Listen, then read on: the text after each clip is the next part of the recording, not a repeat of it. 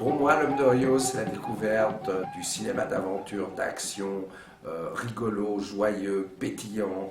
Comparaison extrêmement forte avec Tintin.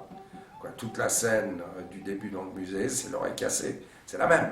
Donc, un mec qui avait compris de Broca que Tintin avait un potentiel cinématographique étonnant, parce que le personnage de Belmondo dans ce film-là, c'est Tintin. Et moi, j'ai lu Tintin toute ma vie. Je continue à lire Tintin. Je suis un malade de Tintin.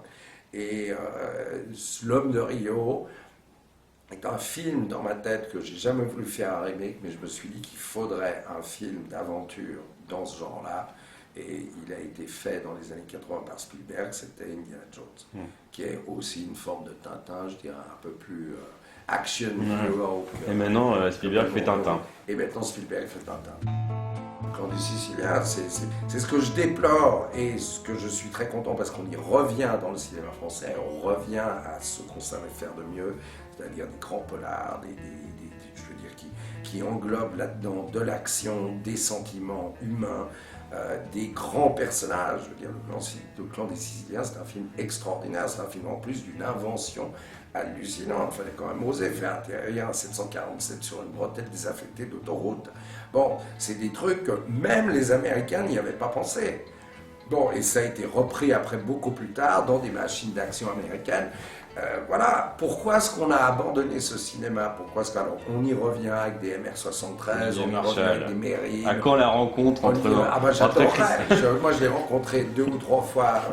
Il n'a jamais rien proposé jusqu'à aujourd'hui. Mais j'adorerais tourner avec ce mec. J'adorerais tourner un gangster ou un flic, mais qui soit en marge de la légalité.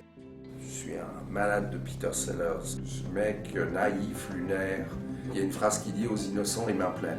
Et en fin de compte, tout ce qui lui arrive, jusqu'à même échafauder l'idée qu'un mec comme ça pourrait être président des États-Unis, c'est génialissime. Et qui c'est ce mec-là? Est-ce que c'est le Messie revenu puisqu'il marche sur l'eau? Ou est-ce que c'est simplement un grand naïf qui a du bol? Et puis il avance sur un lac sans savoir si l'eau va le supporter ou s'il y a peut-être un ponton. C'est pas quelqu'un qui pense, c'est quelqu'un qui est ce qu'il est, qui a cette pureté des enfants et qui se pose plein de questions, mais à travers cette manière naïve. Donc pour moi, c'est un film extraordinaire. Pour ce que ça représente, c'est-à-dire le côté mythique, le côté culte du film, le Belmondo, Gene Seberg, la manière dont il meurt. Je sais pas, et puis c'est la première fois où j'ai découvert Belmondo. Je trouvais que sa dégaine, sa manière de jouer, sa manière d'être, etc. était atypique et intéressante, surtout pour l'époque. C'est-à-dire que les mecs étaient beaucoup plus généralement respectueux, polis, etc. Et que ce mec avait l'air quand même, pas seulement de gueule, mais dans ses attitudes d'un petit voyou. Mais je dirais qu'à bout de souffle, c'est pas du tout. Moi, j'ai pas le syndrome Godard, donc ça n'a rien à voir avec tout ça. C'est l'ensemble du film qui me plaît, c'est, je veux dire, ce n'est qu'une histoire d'amour, ce film. Ouais. Et puis, moi j'ai une énorme tendresse pour le remake américain. Ah, que je n'ai pas vu, Richard Gere et Valérie Capacity. Regardez-le parce que mais voilà un film, et c'est étonnant. pour ça que je dis que je n'ai pas, et c'est pas que je n'aime pas Godard, ce n'est pas lui qui m'impressionne dans ce film, c'est le film qui m'impressionne. Ça, c'est un film dont on peut faire un remake pour une seule raison, c'est que la patte de la mise en scène n'est pas suffisamment, pour moi, costaud pour ne pas avoir la possibilité de faire mieux, moins bien, ça c'est comme on veut le voir. Mais je continue à dire que pour moi, il y a des choses intouchables. Quoi qu'il arrive, mec, le plus grand metteur en scène du monde, on ne pourra pas faire mieux. Généralement, moi, quand je suis dans l'avion, je dors. Si le vol dure 8 heures, je dors 7 heures. Si le vol dure 12 heures, je dors 11 heures, donc je dors. C'est la seule fois où je n'ai pas dormi dans l'avion. Moi, j'ai regardé le film 4 fois en boucle. Et je n'ai jamais réellement autant ri dans une comédie que dans le Dîner de con. J'ai trouvé ce film exceptionnel.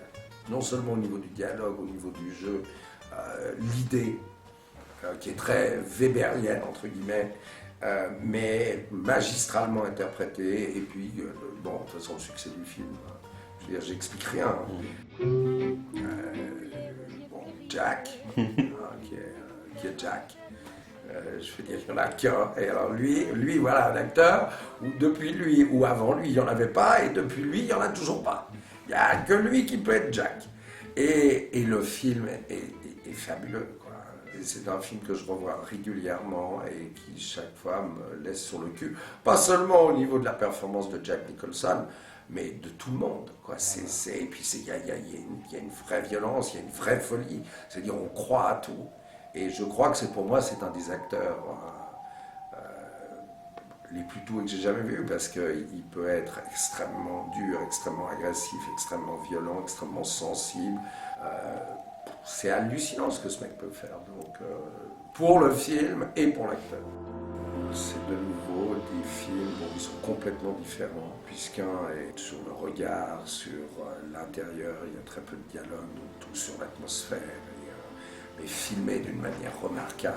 Et le Cercle Rouge, ça rejoint dans un genre, dans le même genre, mais dans une manière de faire, une manière d'exécuter les choses différente. Ça rejoint Le Clan des Siciliens, ça rejoint ces grands films d'action policiers qu'on faisait à cette époque-là, et que je ne sais pas pourquoi, dans les fin des années 70, on a commencé doucement à laisser tomber, aux alentours des années 75 d'ailleurs, pour aller vers un cinéma plus profond, plus intellectuel, sur lequel je n'ai absolument rien contre. De toute façon, ce ne sont pas mes prérogatives d'être pour ou contre, mais on n'était pas obligé d'abandonner un genre dans lequel on excellait au détriment d'un autre genre. L'histoire d'amour, moi j'aime les histoires d'amour, et je trouve que de nouveau c'est une espèce d'histoire d'amour impossible qui passe son temps à se courir après. Et à l'époque, j'étais en préparation de Greystoke, donc on parle de 82, je passais avec un plateau dans lequel j'avais des sandwichs de la cuisine au salon, où j'étais en train de regarder Casablanca, et quand j'ai vu le regard d'Ingrid Bergman à Humphrey Bogart, quand elle le retrouve à la fin, qu'elle rentre dans cette taverne où il est en train de boire, le plateau m'est tombé des mains. Tellement il y avait de choses dans ce regard, tellement il y avait de choses entre deux, et c'est ce que j'appelle l'amour impossible. C'est qu'en fin de compte, l'unique solution pour ces deux-là, c'est d'être ensemble. Et ils savent que c'est pas possible. Et il y avait tellement de choses qui se passaient à ce moment-là que ça m'a fait un choc, mais incroyable. Sergio Leone, visuellement, je pense qu'il a dû avoir et subir une forme d'influence de gens comme David Lean, mais les rendre encore plus grossières. Voilà, donc Laurence d'Arabie, c'est un chef-d'œuvre incontesté et incontestable. C'est un film magnifique, c'est un film qui met en scène un ensemble de choses, c'est-à-dire il n'y a pas quelque chose qu'on peut critiquer dans Laurence d'Arabie, tandis que Léon, on adhère ou on n'adhère pas en disant c'est trop over the top ou pas. Moi, c'est ce que j'aime, c'est ce qui me plaît. J'aime bien les choses qui sont chargées, qui sont lourdes au niveau de ce qu'on veut démontrer. David Lean, c'est plus fin, mais c'est extraordinaire. Ben pour moi, c'est mon film de chevet, c'est un film cultissime. C'est un film qui a réinventé le cinéma qu'on voit aujourd'hui. À une époque où on sortait d'un cinéma qui était beaucoup plus classique, en tout cas la manière de filmer beaucoup plus classique. Moi, je pense que Léon a donné naissance à des Besson, à des John Woo, à des acteurs comme Jet Li, à des quoi.